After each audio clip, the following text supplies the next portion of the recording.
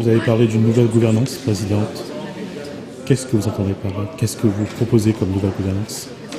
Nous sommes en train de travailler sur la 3e décentralisation. L'occasion était belle, et elle l'est encore, pour que sur la Réunion, la région, le département, les communautés d'agglo, les communes, nous puissions mettre en place, au fond, des leviers d'un développement économique partagé, de la mise en place de l'accompagnement de l'éducation, des infrastructures, de la gestion de l'eau, du transport, de l'aide sociale, tout ça en concertation, en redonnant à chacun des compétences précises et non pas en se marchant sur les pieds les uns les autres.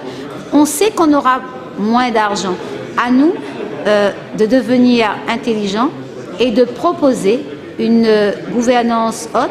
Je suis moi persuadée d'une chose, c'est la dernière mouture du Conseil général actuel après 2015, les 6 dernières années, mais la Réunion du futur se construira avec moins d'administration et j'ai aussi envie de dire plus de concertation entre les différents élus. Alors, concertation, mutualisation, comment réussir dans un cadre électoral une telle opération politique? Cette coopération politique, moi je l'ai réussie, même si on me l'a reproché, je recommencerai exactement de la même façon. Quand on travaille pour défendre son pays et le Réunionnais, je pense que les étiquettes sont de moindre importance et que c'est d'abord le projet de développement qui intéresse avant tout.